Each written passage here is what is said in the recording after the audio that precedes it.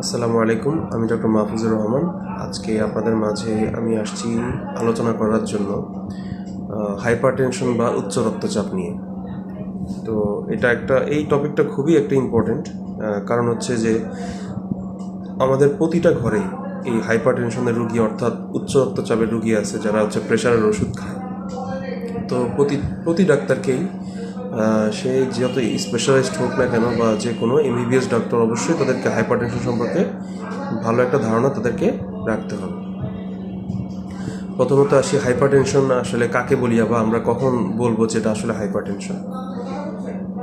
যখন কোনো একজন মানুষের বা পেশেন্টের যদি দীর্ঘদিন ধরে persistent rise of blood pressure, অর্থাৎ সবসময় একই রকম ব্লাড প্রেশার বা উচ্চ রক্তচাপ থাকবে, সেটা কত, সিস্টোলিক ব্লাড প্রেশার যদি থাকে 140-এর সমান বা তার বেশি, এবং অথবা ডায়াস্টোলিক ব্লাড প্রেশার যদি থাকে 90-এর সমান অথবা বেশি, তখন তাকে আমরা কি বলি, হাইপারটেনশন বলে থাকি।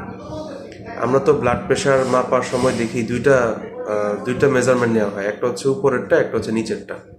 যেমন যদি বলি আমরা একজন মানুষের নর্মাল ব্লাড প্রেশার কত, 120/80, 120/80।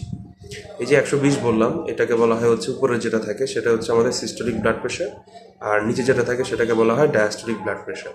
তাহলে আমাদেরকে যদি বলতে হয় যে একজনের উচ্চ রক্তচাপ আছে, তাহলে আমাদের সিস্টোলিক ব্লাড প্রেশার বা উপরেরটা কত হইতে হবে, 140-এর সমান বা তার বেশি, এবং নিচের যে রক্তচাপ অর্থাৎ ডায়াস্টোলিক যে প্রেশারটা, সেটা হইতে হবে 90-এর সমান বা তার বেশি। তখনই আমরা সেটাকে বলতে পারবো হচ্ছে যে হাইপারটেনশন বা উচ্চ রক্তচাপ। এই হাইপারটেনশন নিয়ে এটার একটা ক্লাসিফিকেশন আছে, জেএনসি ক্লাসিফিকেশন বলি আমরা এটাকে। এই জেএনসি ক্লাসিফিকেশনে কোন ব্লাড প্রেশারটাকে আমাদের ন্যূনতম ব্লাড প্রেশার ধরা হয়েছে বা নর্মাল ব্লাড প্রেশার ধরা হয়েছে, যেটাকে আমাদের বলা হয়েছে অপটিমাল ব্লাড প্রেশার, সেটা হচ্ছে সিস্টোলিক 120-এর কম এবং ডায়াস্টোলিক হচ্ছে 80-র কম। অর্থাৎ উপরটা থাকবে 120-এর কম, এটা হলো নর্মাল, অথবা হচ্ছে ডায়াস্টোলিক বা নিচেটা থাকতে হবে আমাদের 80-র কম। এটা হচ্ছে আমাদের অপটিমাল বা নর্মাল ব্লাড প্রেশার। এরপরে জেএনসিতে বলা হয়েছে যে যদি প্রি হাইপারটেনশন অর্থাৎ উচ্চ রক্তচাপের পর মানে পূর্ববর্তী ধাপ যেটা, সেটা সম্পর্কে একটা ধারণা দেওয়া হয়েছে। সেটা কি, এই পেশেন্টদের ক্ষেত্রে ব্লাড প্রেশারটা থাকবে 120 থেকে 139, সেটা হবে সিস্টোলিকটা মানে উপরেরটা, এবং ডায়াস্টোলিক বা নিচেটা থাকবে কত, সেটা থাকবে হচ্ছে 80 থেকে হচ্ছে 89। এটা হচ্ছে আমাদের ধরা হয়েছে প্রি হাইপারটেনশন, অর্থাৎ হাইপারটেনশনের প্রাথমিক স্টেপ। এখন তার হাইপারটেনশন হয় নাই, কিন্তু এই স্টেপটা আসলে তাকে অ্যালার্ট হয়ে যাইতে হবে যে এটা হচ্ছে প্রাথমিক স্টেপ অফ হাইপারটেনশন। তারপরের পরবর্তী স্টেজগুলোকে তারা হাইপারটেনশন বা উচ্চ রক্তচাপ বলছে। সেটাকে তারা দুইটা স্টেজে ভাগ করছে, স্টেজ 1 এবং হচ্ছে স্টেজ 2। স্টেজ 1 কখন বলবো আমরা, যদি সিস্টোলিক ব্লাড প্রেশার 140 থেকে 159 পর্যন্ত হয়ে যায়, সেটাকে বলা হয়েছে স্টেজ 1। অথবা ডায়াস্টোলিক ব্লাড প্রেশার যদি আমাদের 90 থেকে 99-এর সমান, 90 থেকে 99-এর সমান বা তার এর মধ্যে থাকে, তখন সেটাকে বলা হয়েছে আমাদের স্টেজ 1 হাইপারটেনশন। আর স্টেজ 2 কখন বলবো আমরা, যদি হচ্ছে সিস্টোলিক ব্লাড প্রেশার 160 বা তার থেকে বেশি হয়ে যায়, এবং অথবা ডায়াস্টোলিক ব্লাড প্রেশার যদি হচ্ছে আমাদের 100 সমান বা তার বেশি হয়ে যায়, সেটাকে বলা হচ্ছে স্টেজ 2 হাইপারটেনশন। এছাড়া আরেক ধরনের রক্তচাপ, উচ্চ রক্তচাপ বা হাইপারটেনশন আছে, সেটাকে আমরা বলতে পারি হচ্ছে আমাদের আইসোলেটেড সিস্টোলিক হাইপারটেনশন, অর্থাৎ শুধুমাত্র তার সিস্টোলিক ব্লাড প্রেশারটাই বেশি থাকবে কিন্তু তার ডায়াস্টোলিক ব্লাড প্রেশারটা কম থাকবে। সিস্টোলিকটা কত থাকতে হবে, বলা হয়েছে যে আইসোলেটেড সিস্টোলিক ব্লাড প্রেশারের ক্ষেত্রে তার সিস্টোলিক ব্লাড প্রেশারটা থাকবে হচ্ছে 140-এর সমান বা তার বেশি, এবং ডায়াস্টোলিকটা থাকবে 90-এর কম।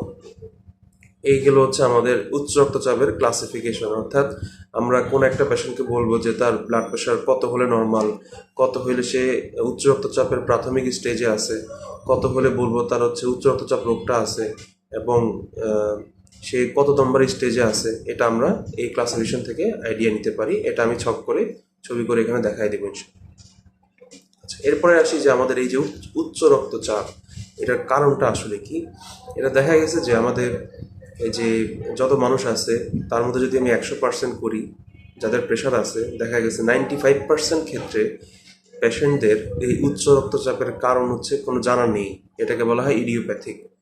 আর 5% কারণটা হচ্ছে জানা যায় যে এখানে কিছু মানে স্ট্রাকচারাল কোনো ডিজিজ তার থাকে শরীরে, শরীরের সেই রোগটা থাকার কারণে তার প্রেশারটা বেড়ে যাচ্ছে, এটা মাত্র 5%। আচ্ছা, এটা গেল হচ্ছে আমাদের এই যে উচ্চ রক্তচাপ কী জিনিস এবং উচ্চ রক্তচাপের শ্রেণী বিভাগ বা ক্লাসিফিকেশন, আর উচ্চ রক্তচাপের কিছু কারণ। এটা আমি বলার চেষ্টা করলাম না, কারণ এটা হচ্ছে বিশাল একটা ভাস্ট টপিক, এটা নিয়ে বলতে গেলে আরেকটা ক্লাস নিতে হবে। এবার আসি হচ্ছে আমরা উচ্চ রক্তচাপের ক্ষেত্রে আমরা কখন হচ্ছে এটা ড্রাগ ম্যানেজমেন্ট বা হচ্ছে ওষুধ শুরু করতে পারি। উচ্চ রক্তচাপের ক্ষেত্রে যদি দেখি যে কোনো পেশেন্টের ব্লাড প্রেশার সিস্টোলিকটা 140-এর সমান বা তার বেশি এবং ডায়াস্টোলিকটা 90-এর সমান বা তার বেশি পাচ্ছি আমরা, তখন থেকে আমরা ড্রাগ শুরু করতে পারি। এটা জেএনসিতে বলা আছে, জেএনসি গাইডলাইনে এটা বলা আছে। আর হচ্ছে যদি কোনো পেশেন্টের ক্ষেত্রে আমরা দেখি যে সে আমাদের কাছে আসছে স্টেজ 2 হাইপারটেনশন নিয়ে, তখন সেই ক্ষেত্রে আমাদের উচিত হচ্ছে 2টা করে অ্যান্টিহাইপারটেনসিভ ড্রাগ কম্বিনেশনে শুরু করা। এছাড়া স্টেজ 1 যদি আমার কাছে কোনো পেশেন্ট আসে, তখন আমরা শুরু করতে পারি সিঙ্গেল অ্যান্টিহাইপারটেনসিভ ড্রাগ। এখন অ্যান্টিহাইপারটেনসিভ ড্রাগ চয়েসের ক্ষেত্রে সেটা কখন কোন কন্ডিশনে আমরা কি ড্রাগ চুজ করব সেটা একটু জানতে হবে আমাদেরকে। তো আমি আসলে অ্যান্টিহাইপারটেনসিভ আমাদের কতগুলো আছে সেটা নিয়ে এখন বলতে যাচ্ছি না, আমি আজকে বলতে যাচ্ছি যে কিছু অ্যান্টিহাইপারটেনসিভ ড্রাগ আমরা কিছু হাইপারটেনসিভ পেশেন্টের ক্ষেত্রে স্পেশাল কিছু কন্ডিশনে কখন কোনটা ইউজ করব সেটা নিয়ে একটু কথা বলতে যাচ্ছিলাম আজকে। তো শুরু করা যাক যে স্পেশাল সিচুয়েশন উইথ হাইপারটেনশন, তখন আমরা কোন ড্রাগটা চুজ করব। প্রথমত আসি যে হচ্ছে একটা পেশেন্টের হচ্ছে হাইপারটেনশন বা উচ্চ রক্তচাপ, সাথে দেখা গেছে তার হচ্ছে হাঁপানি রোগ বা ব্রঙ্কিয়াল অ্যাজমা নামক একটা রোগ আছে। এখন এই পেশেন্টের ক্ষেত্রে আমরা কোন অ্যান্টিহাইপারটেনসিভ ড্রাগটা চুজ করব। প্রথমত আসি যে যদি বলতে চাই যে ব্রঙ্কিয়াল অ্যাজমা যে রোগটা, এটা হচ্ছে আমাদের শ্বাসনালীর একটা রোগ, যেখানে হচ্ছে আমাদের ব্রঙ্কো কনস্ট্রিকশন, অর্থাৎ হচ্ছে মানে শ্বাস নিতে কষ্ট হয়, শ্বাস ছাড়তেও কষ্ট হয়, এরকম একটা রোগ। তো এই ক্ষেত্রে আমাদের মনে রাখতে হবে খুবই খুবই ইম্পর্টেন্ট কথা এখন যেটা বলতেছি, যে হাইপারটেনশন উইথ ব্রঙ্কিয়াল অ্যাজমার ক্ষেত্রে আমরা কখনোই বিটা ব্লকার ড্রাগ চুজ করব না। আমরা কমনলি কি কি বিটা ব্লকার ড্রাগ ইউজ করে থাকি, একটা হচ্ছে অ্যাটেনোলল, একটা হচ্ছে বিসোপ্রোলল। এটা আমরা ওয়ার্ডে বা হচ্ছে আমাদের চেম্বারে আমরা খুব প্র্যাকটিস করে থাকি। এই দুটো ড্রাগ আমরা হচ্ছে অ্যাজমা পেশেন্টের ক্ষেত্রে ইউজ করব না। কেন ইউজ করব না? কারণ হচ্ছে দেখা গেছে আমাদের লাংসের মধ্যে যে হার্টে এবং লাংসে এবং ব্লাড ভেসেলে কিছু রিসেপ্টর আছে, এটাকে বলা হয় বিটা 1 এবং বিটা 2 রিসেপ্টর। হার্টে থাকে বিটা 1 রিসেপ্টর এবং লাংসে থাকে হচ্ছে বিটা 2 রিসেপ্টর।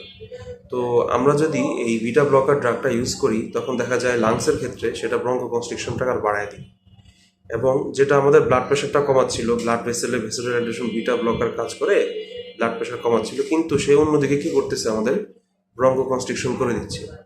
সো এই জন্য অ্যাজমা পেশেন্ট যদি আমি বিটা ব্লকার দিয়ে দিই, তখন তার অ্যাজমাটা কী হবে, অ্যাগ্রাভেট করবে, অর্থাৎ বেড়ে যাবে। তো আমরা এই জন্যই একটা প্রেশারের পেশেন্ট সাথে অ্যাজমা আছে, তাকে আমরা কখনোই বিটা ব্লকার চুজ করবো না, তাকে অন্যান্য ড্রাগগুলো চুজ করা যেতে পারে। এটা গেল 1 নম্বর কন্ডিশন। 2 নম্বর কন্ডিশনে আসি, যদি হাইপারটেনশন সাথে হচ্ছে কিডনি ডিজিজ থাকে, অর্থাৎ সিকিডি ধরতে পারি আমরা, এক্ষেত্রে আমরা কোন ড্রাগটা চুজ করবই না যদি বলা হয়, তাহলে আমরা এখানে এআরবি ড্রাগ এবং হচ্ছে এসি ইনহিবিটর যে ড্রাগটা আছে, এই ড্রাগগুলো, এই গ্রুপের ড্রাগগুলো আমরা চুজ করব না, এটা আমাদের জন্য সেফ হবে না। বলা হয়ে থাকে এমন যে যদি ক্রিয়েটিনিন লেভেল যদি 2.5-এর বেশি চলে যায়, তখন অবশ্যই এআরবি এবং এসি ইনহিবিটরটাকে অবশ্যই অফ করতে হবে। এআরবি হচ্ছে অ্যাঞ্জিওটেনসিন রিসেপ্টর ব্লকার এবং এসি ইনহিবিটর হচ্ছে অ্যাঞ্জিওটেনসিন কনভার্টিং এনজাইম ইনহিবিটর। এই 2 গ্রুপের ড্রাগ আমরা কখনোই হাইপারটেনশন এবং সিকিডি পেশেন্টের ক্ষেত্রে আমরা ব্যবহার করব না। 3 নম্বর কন্ডিশন, যদি একজন পেশেন্ট হাইপারটেনশন সাথে হচ্ছে ইসকেমিক হার্ট ডিজিজ, অর্থাৎ তার হচ্ছে এনজাইনা, মায়োকার্ডিয়াল ইনফার্কশন, অর্থাৎ হার্ট অ্যাটাক হয়েছে, এরকম পেশেন্টের ক্ষেত্রে আমরা কোন ড্রাগগুলো চুজ করতে পারি। এক্ষেত্রে আমাদের বেস্ট চয়েস অফ ড্রাগ হচ্ছে বিটা ব্লকার এবং হচ্ছে ক্যালসিয়াম চ্যানেল ব্লকার। কেন আমরা এই ড্রাগগুলো এখানে চুজ করব? তার হার্টের কার্ডিয়াকের অক্সিজেন ডিমান্ড যেটা আছে সেটাও কমে যাবে। তাহলে হচ্ছে পেশেন্টের ক্ষেত্রে অ্যানজাইনা যেটা আছে বা হচ্ছে বুকে ব্যথা যে সমস্যাগুলো বা হচ্ছে হার্টের যে লোড সেটা কমে যাওয়ার কারণে পেশেন্টটা রিলিফ পাবে। তাহলে কথাটা হচ্ছে কি, হাইপারটেনশনের সাথে যদি আমাদের ইসকেমিক হার্ট ডিজিজ থাকে তখন হচ্ছে আমরা বিটা ব্লকার এবং ক্যালসিয়াম চ্যানেল ব্লকার হচ্ছে আমরা চুজ করতে পারি। এটা গেলো 3 নাম্বার। এবার আসি আমরা হাইপারটেনশনের সাথে যদি দেখি যে প্রেগনেন্সি এবং হাইপারটেনশন যদি থাকে, এক্ষেত্রে আমাদের 3টা ড্রাগ আমরা চুজ করতে পারি। একটা হচ্ছে আমাদের বিটা ব্লকার, তার নাম হচ্ছে লেবেটালল, আর 2 নাম্বার হচ্ছে আলফা মিথাইল ডোপা, এবং 3 নাম্বার আমরা ইউজ করতে পারি হচ্ছে ক্যালসিয়াম চ্যানেল ব্লকার। এখন এখানে 2টা ড্রাগ আমরা কখনোই চুজ করব না, এটা ওয়াইজ ডিসিশন হবে না। একটা হচ্ছে এসি ইনহিবিটর, এটা কন্ট্রাইন্ডিকেটেড প্রেগনেন্সিতে। আর একটা হচ্ছে আমাদের ডায়োটিক্স দিলে কি সমস্যা হবে, ডায়োটিক্স দিলে হচ্ছে ইউটেরো প্লাসেন্টাল যে হচ্ছে ব্লাড সাপ্লাই সেটা কমে যাবে, এটা বাচ্চার ক্ষতি হবে। সো আমরা মনে রাখবো প্রেগনেন্সিতে 3টা ড্রাগ আমরা চুজ করবো, বাইরে কোনো ড্রাগ আমরা দিব না। কিন্তু এই 2টা ড্রাগ অবশ্যই দিব না, যেটা হচ্ছে ডায়োটিক্স এবং হচ্ছে আমাদের এসি ইনহিবিটর। 5 নম্বরে যদি আমরা বলতে চাই যে হাইপারটেনশন সাথে একজন পেশেন্টের পালপিটেশন অর্থাৎ বুক ধড়ফড় সমস্যা আছে, তো পালপিটেশন থাকলে আমরা নর্মালি মনে রাখবো যে ক্যালসিয়াম চ্যানেল ব্লকারটা না দেওয়াই বেস্ট হবে। কেন? এই ক্যালসিয়াম চ্যানেল ব্লকার রিফ্লেক্সটাকে গার্ডিয়া করে থাকে। সো আমরা চেষ্টা করব যে প্রেশারের সাথে যদি হচ্ছে পালপিটেশন থাকে আমরা হচ্ছে ক্যালসিয়াম চ্যানেল ব্লকারটা না দিতে। এছাড়াও অনেক কন্ডিশন বা সিচুয়েশন আছে, যেমন হচ্ছে হাইপারটেনশনের সাথে যদি সোরিয়াসিস থাকে। সোরিয়াসিস হচ্ছে একটা স্কিনের একটা রোগ। এই ক্ষেত্রে কিন্তু আমরা বিটা ব্লকার এসি ইনহিবিটর দিবই না। কারণ কি, এই বিটা ব্লকার এসি ইনহিবিটর এই সোরিয়াসিস রোগটাকে কি করে, অ্যাগ্রাভেট করে। তো এরকম আরও অনেক কন্ডিশন আছে। প্রেশারের সাথে যদি ওই কন্ডিশন থাকে তখন আমরা কোন কোন ড্রাগ চুজ করব, এটা নিয়ে আরও বিস্তারিত আমি আরেকটা টপিকে আলোচনা করতে যাচ্ছি। আর হাইপারটেনশনের ক্ষেত্রে আমরা স্টেপ ওয়াইজ কোন ড্রাগগুলো চুজ করব সেটা নিয়ে আরেকদিন আসবো ইনশাআল্লাহ। আল্লাহ হাফিজ।